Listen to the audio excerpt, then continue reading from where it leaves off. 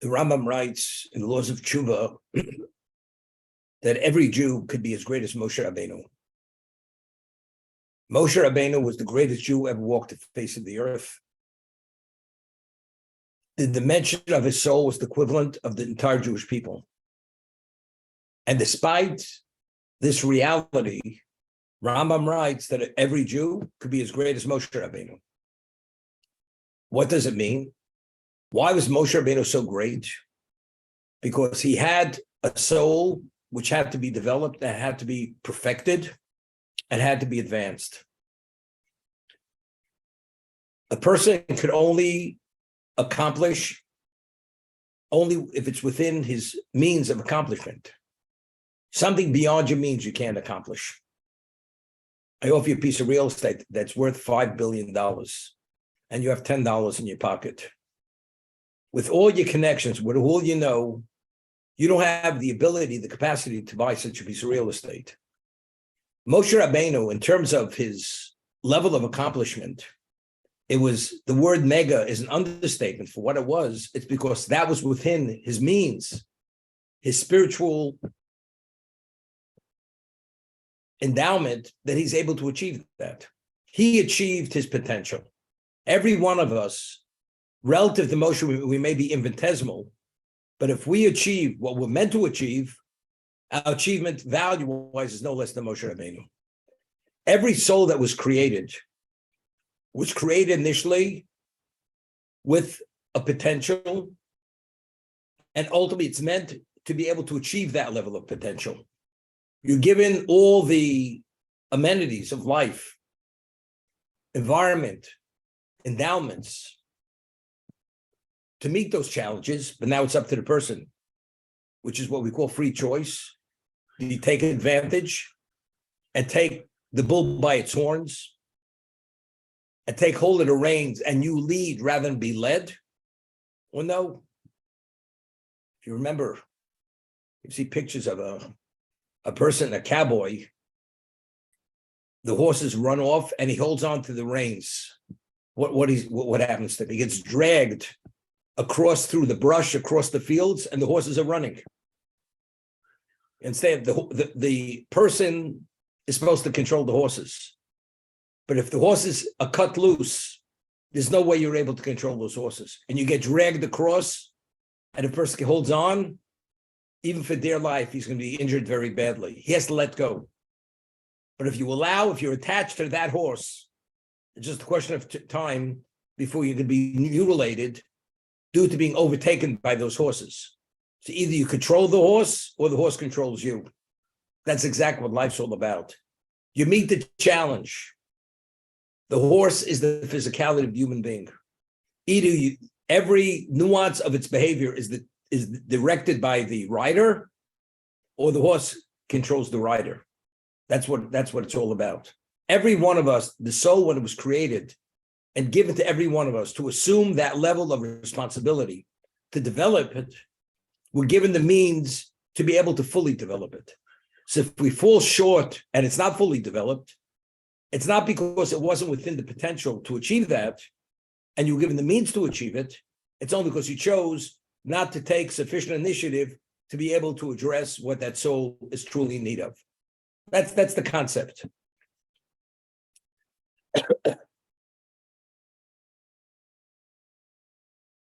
The soul has the ability to spiritualize the physicality of the world. When it's infused in the body, the body, although it's earthy and it has all the predilections which are negative, they're inclined in the negative. If the soul takes charge, it spiritualizes the body, because the body is used as a means, not as an end. And therefore, as a result of that, being used as a medium within the spiritual arena, it becomes spiritualized. And that's what life's all about, that level of spiritualization. The Talmud tells us the world, there are 3 periods of time.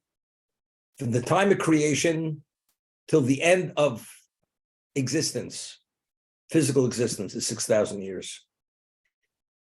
6,000 years. At the end of 6,000 years, the world will no longer exist, the physical world.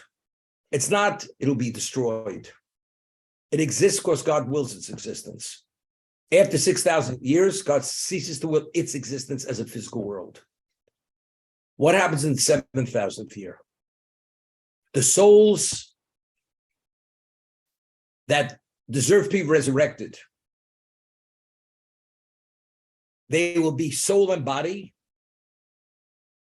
However, the soul will function independent of the body. The body itself has no influence on that soul. But the body itself is not spiritualized where it loses its identity as a body. Because the 7,000th year, which is equivalent of Shabbos, it's not a new creation. It's not the world is recreated to be the eternal world. In the eternal world, when you transition from that 7,000 year into the 8,000 year, God will create a new world. And that new environment, the soul and body, where the soul is in the body, but the body has no influence on the soul. The soul then will take that body due to its levels of accomplishments in its lifetime and in the 7,000th year, where it continuously soars based on its value, its innate value of what it accomplished previously, and it's spiritualized for 1,000 years. After it's spiritualized for 1,000 years, that soul is so mega in the new creation, that body, the physical body, which no longer has the evil in it, because it's been purified, but it doesn't advance, will be enmeshed and integrated as part of the soul, where the body itself will not be recognized as a physical entity any longer. In the 7,000 year, you have the body, which is refined and purified, but the integration with the soul, the body is subsumed by the soul. It's not subsumed. I'm quoting the Ramchal. In the 8,000th year, when there'll be that new creation, then the body will assume all the characteristics of the soul. It'll be totally subsumed by the soul. It'll be absorbed by the soul due to its spiritualization. That it participated together with the body in its existence when it made choices to be a participant in every decision and every choice that was made. This is going to happen the 8,000th year. The Talmud says that in the 7,000 years, 7,000th year, that 1,000 year, it says, God will give them wings, and they'll be like flying. So Rab Chalmin says, you know what the wings means? It doesn't mean they'll be given wings. What does the wing do for a bird? It's able to lift itself off the terrestrial and hover over the physical. And the physical doesn't touch it because it has the ability to fly. When the Talmud says during the 7,000th year, God will give wings to all those who were resurrected and who are deserving to be part in the 8th year of the new existence, it means the soul will exist independent of the body, although it's in the body. The body will not have any influence on it, but the body itself will not in any way advance only purely as purification. It'll be in a purified state, but it itself advancing, it's like Adam before he sinned. Before he took initiative, his body was pure. It became putrefied when he ate of the tree of knowledge because he allowed the evil to become part of his physical being. The 7,000th year, the body is going to be pure. It's going to be refined. But to crossbreed them, that the body should be integrated into the soul, that only happens in the 8,000th year. And then the person functions as a full spiritual being, where the traces of the body are no longer recognizable.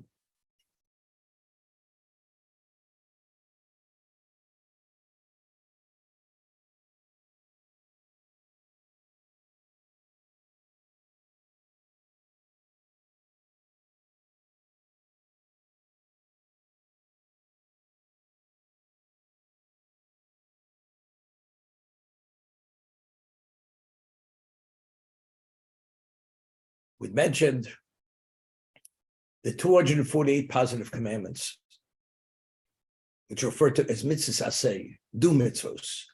The 365 don't do mitzvos. Don't cross 365 lines. What is the connotation of a do mitzvah, and what is the connotation of a don't do mitzvah? A do mitzvah means it's beneficial to you if you do this. So it connotes benefit, advancement. Don't do the wrong thing. It's not in your best interest. So the don't mitzvah is called diminishment. The do mitzvah is called advancement. So we had mentioned a few weeks ago, name it Orach Chaim HaKodesh. If a person has a foreign substance in his body, such as a drug addict, and you deny the person that foreign substance, what happens? Part of the recovery is withdrawal, because since the body is not given that foreign substance, the body in its own right has the ability to rehabilitate itself. But when we speak of rehabilitation, it doesn't go beyond what originally was. The body is able to cleanse itself from the foreign substance.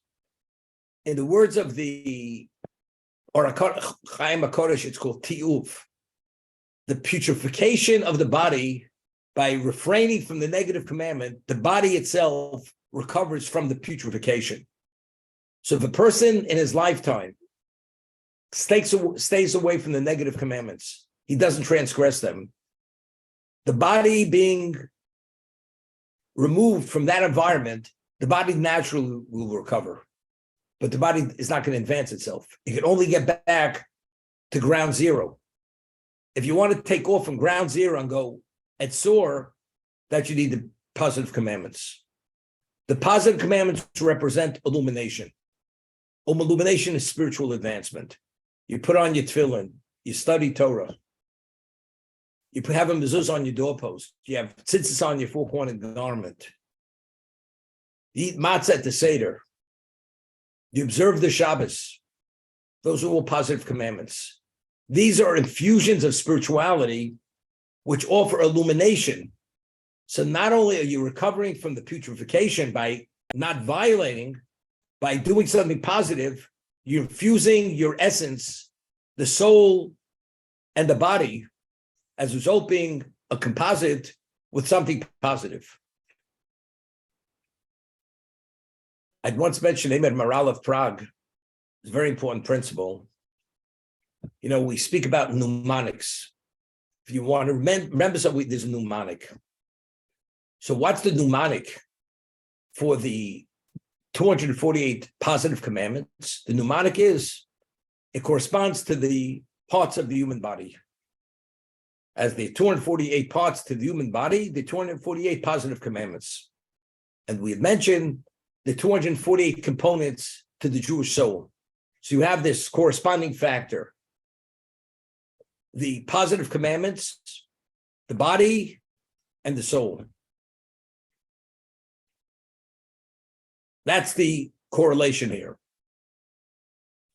What is 365?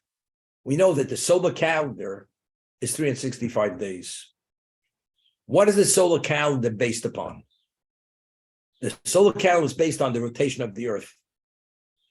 The rotation is a 365-day rotation. So if you want to know how many negative commandments there are, it's 365, the equivalent of the solar year. That's what the Talmud says.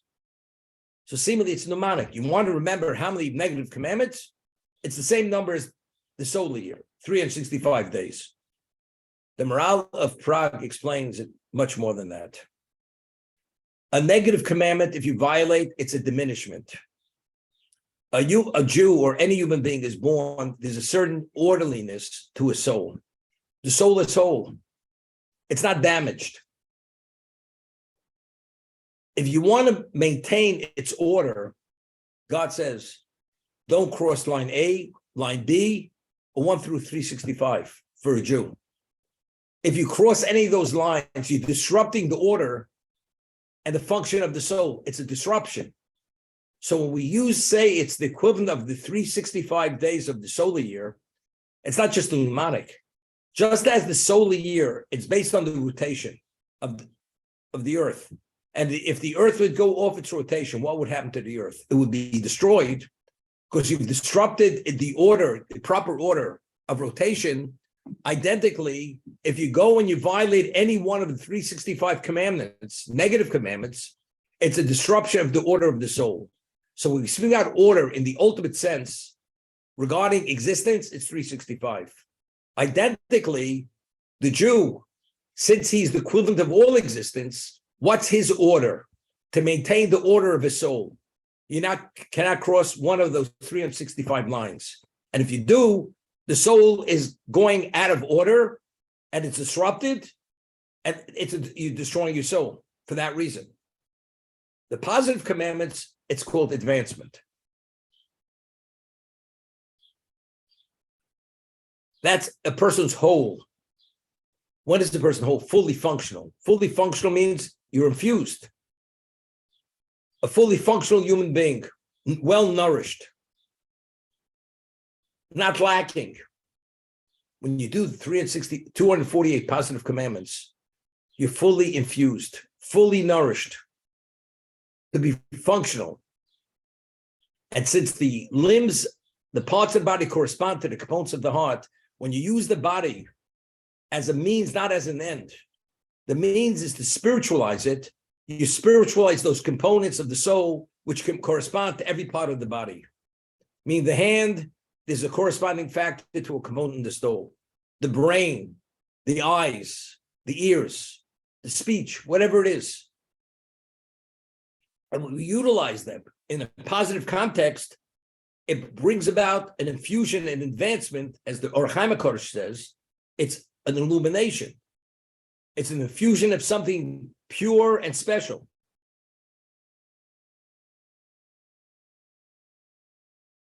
Chofetz Chaim writes that just as a person is well nourished as you may be in the physical world, you have to continuously replenish that nourishment for the body, because ultimately the person will die if it's not replaced and replenished. If the soul has to live eternally and bask in God's glory eternally, the soul has to be developed. You have to supply enough infusion for that soul to be illuminated, to be able to exist in that existence. But if it goes there and it's malnourished, it can't survive it, because you're going from a finite existence to an infinite existence, which is eternity. It's the world to come. As a result of that, the energy that lies in the mitzvah, which energizes the soul, the 248 parts of the soul, the energy, that infusion takes it to become part of eternity. And that's why we read in Pirkei Avos, Schar by Almaleko, Schar mitzvah by Almaleko.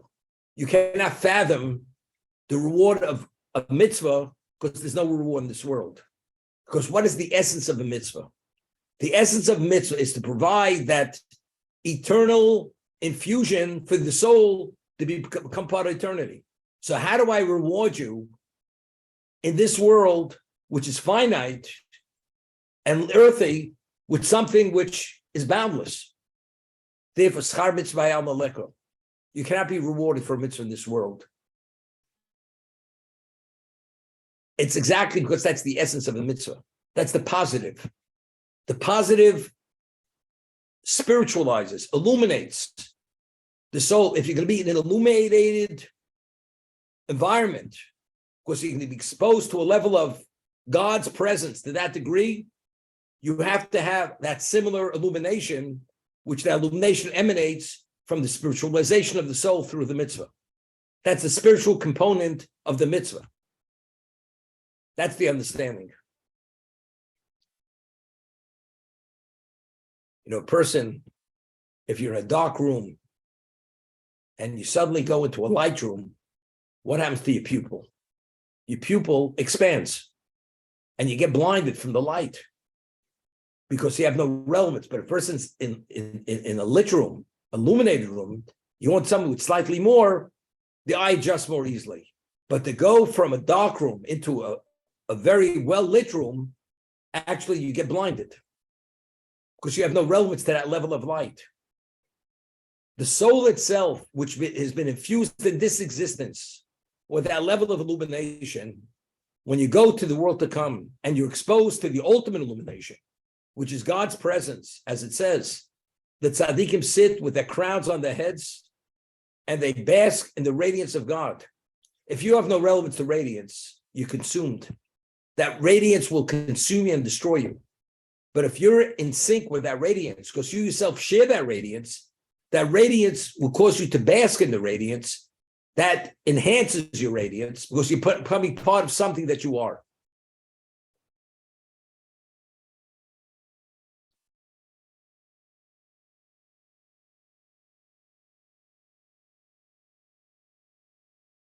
It's a midrash that says, we read in the Megillah, the story of Achashverosh when he summoned Vashti to come in a naked state, and she wouldn't. He became livid, became angry, and he had to put to death his wife, the queen. And that's when Esther, the Jew, stepped into her place. She became the queen.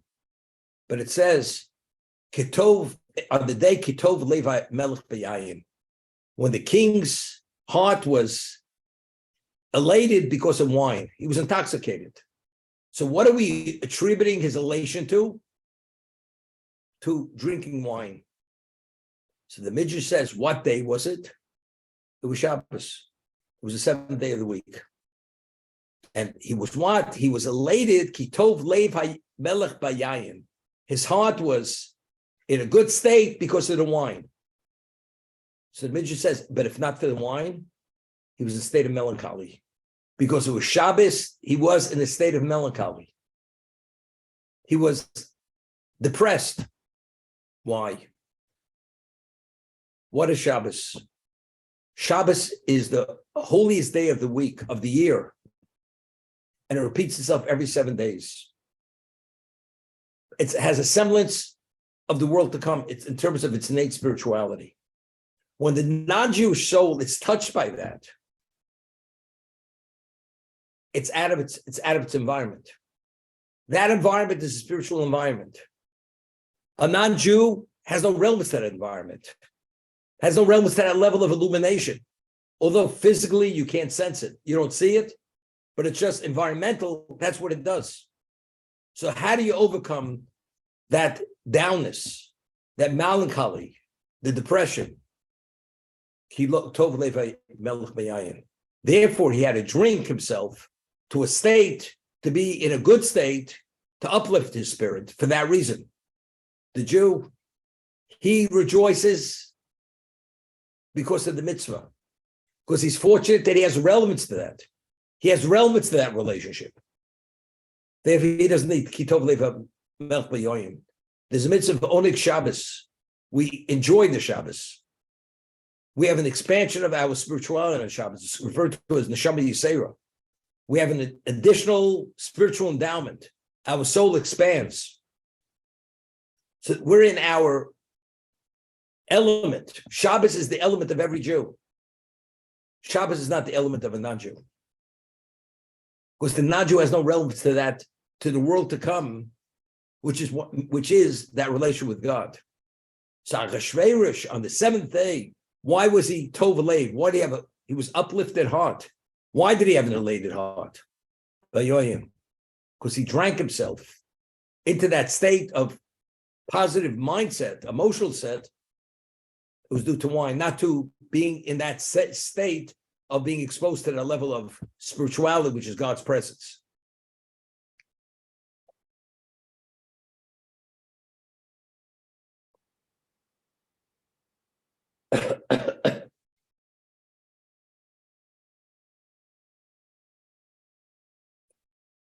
We read in this week's reading that a high priest, which is known as the Kohen Gadol, the high priest, he wears 8 vestments. does not wear 4 vestments as the ordinary Kohen, which are called white vestments. The high priest is not permitted to marry a woman that the ordinary Kohen is permitted to marry. The high priest is not permitted to marry even a widow. An ordinary Kohen is not permitted to marry a divorcee. A widow is permitted. A high priest could only marry a woman who's a virgin. An ordinary Kohen is permitted to marry a woman who's not a virgin. He's more elevated.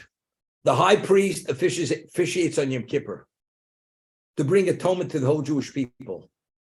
He enters into the Holy of Holies. An ordinary Kohen is not permitted to officiate on Yom Kippur, even the yearly service, and definitely not to go into the Holy of Holies. During the Second Temple period, when the Romans actually controlled Israel, and we were under their so-called domination, the Romans, they would sell the office of high priest to the highest bidder, although the person was not really qualified to be the Kohen Gadol. What would happen when he go into Holy of Holies? He would die. He would expire immediately. And every year, they would actually have to pull the Kohen Gadol. They put a rope around his waist and they pull him out of the Holy of Holies. Because the intensity of that experience was so overwhelming, he would expire. Only you had to be a special tzaddik. You were totally spiritualized, your mind, your body, without distraction. Only that Kohen, only that high priest survived. Shimon HaTzadik, Simon the Pious, was mentioned at the beginning of Pirkei Avos. He was a high priest for 40 years. And when he was high priest, miracles happened every day in the Beis HaMikdash, in the temple. Once he passed away, those miracles ceased to be. But he himself, 40 years, he officiated, he went to the Holy Holies, came out, fully alive. The red sash, which they would put up, which would indicate red is sin. And when after he finished supplicating Hashem with the service, a miracle happened. And the goat was thrown down the mountainside. That red sash, which was dyed red, crimson, which represents sin, would turn white. That was only during Shimon HaTzadik's, his reign, or his years of being a high priest. Afterwards, it didn't happen. The red sash, crimson sash remained crimson. The stale bread became stale. The bracha you would normally find that a Kohen would eat just a minuscule amount of bread and be sated, no longer was. So what does that mean? To have relevance to the world to come, you have to share, you have to have relevance to that spiritual illumination. And if you don't, you react to it. There's a reaction, as I gave you the example, going from a dark room and seeing light, an intense level of light. You get blinded because the eye is not acclimated to light. If a Jew is not spiritualized in his lifetime to create that illumination through mitzvah, which has to do with God's essence, because he exudes that holiness, that person has no relevance to the world to come. You wouldn't survive it. That's the understanding.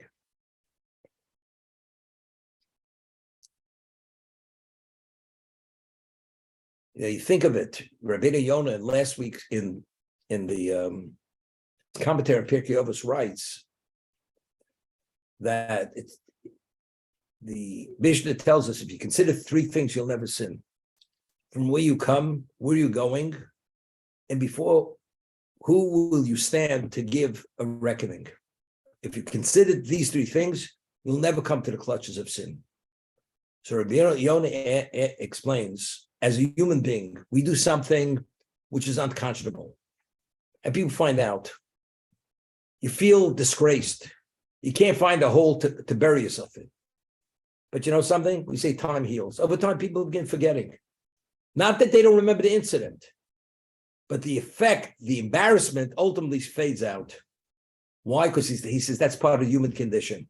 Because the soul is infused in the body, and the soul doesn't function fully as a soul because you have this overwhelming sense of physicality, we forget.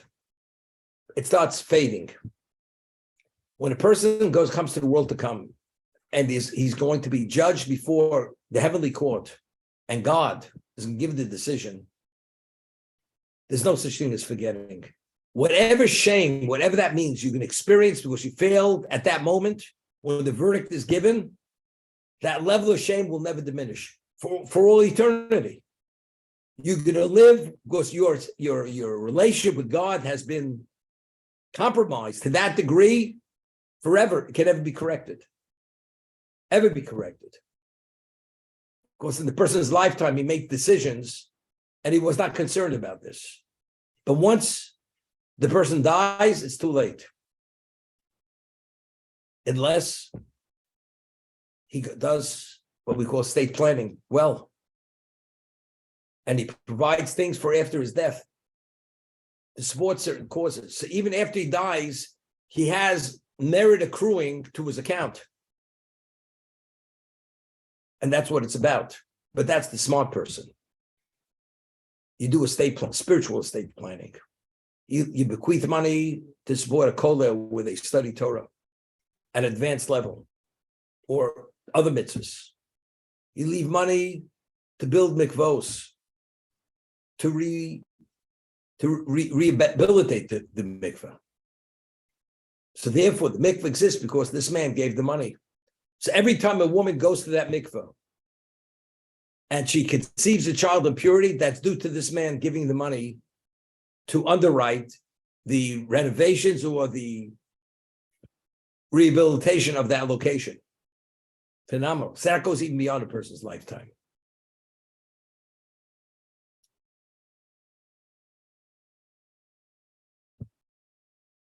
A person, even if you have a semblance of appreciation of this, but again, I can give you the best quality wine, $5,000 a bottle.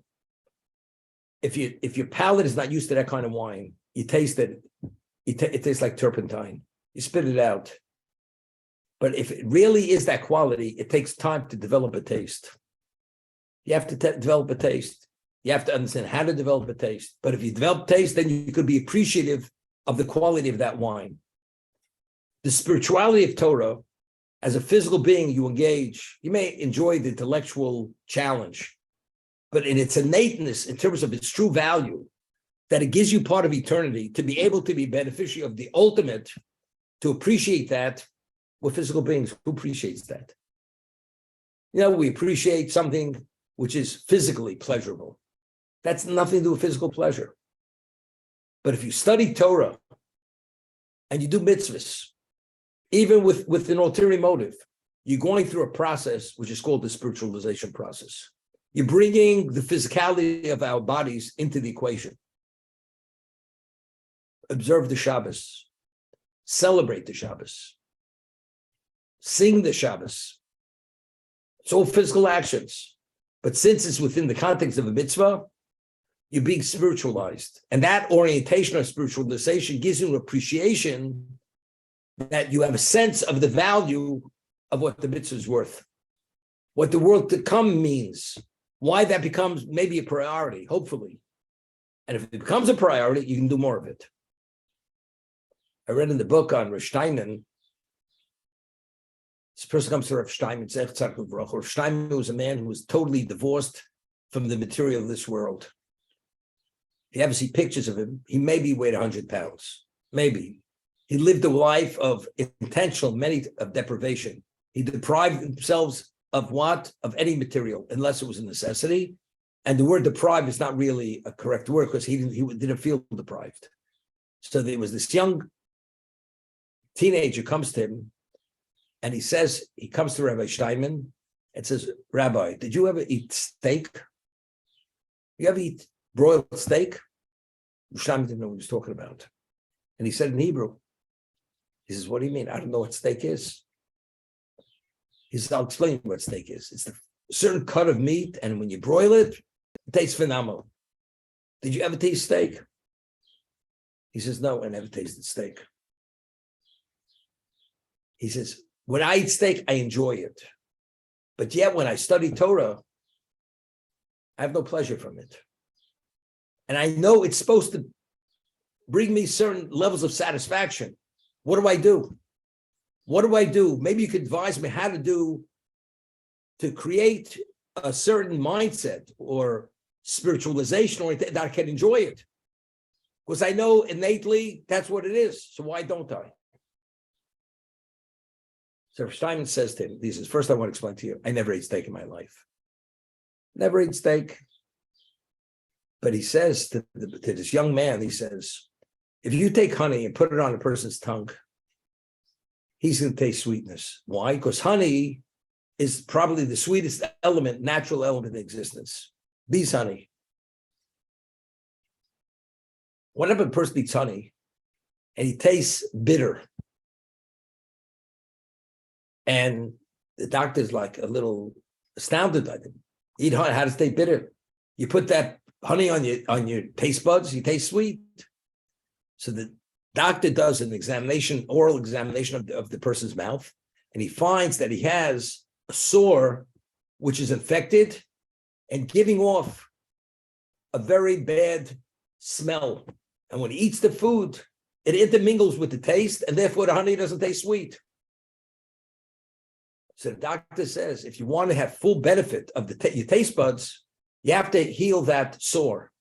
And once you heal the sore with antibiotic or with whatever else, then you'll be able to taste the sweetness of that honey. So Rav Steinman said to this young man, he says, first, we got to work on certain issues. You have certain issues, and those issues are considered detriments to your spirituality, and it doesn't allow you to be able to fully embrace and absorb and internalize the innateness of that Torah that you study. Therefore, it's like the person who has that pussy sore in his mouth, infected sore, which doesn't allow you to be able to taste the sweetness of that honey. Identically the same. So we'll try to figure out exactly what we have to correct in your personal behavior and what you have to do, get involved in to become more spiritualized. Once that happens, then you have a capacity to appreciate what spirituality is. And as a result of that, you will enjoy learning. And he says to the young man, Steinman is a man in his 90s then, he says, and I want you to come to me every week, a few times a week, and I want you to share your progress with me, and maybe we could work on it together to help you how to address all these issues. That's the way it ended, the conversation. Then he says to him, by the way, he says, next time you come, make sure before you come to eat steak and enjoy it. And he meant it, because he says in today's generation, it's not like it used to be 50, 60 years ago, that you're unbending and you're reprimanding. You have to go gentle. Enjoy the steak, enjoy life. However, there are other things. And if you treat young people and you show them the softness, and there are ways to enjoy the material, and despite that, you still can be spiritual, then the young person will embrace the spiritual.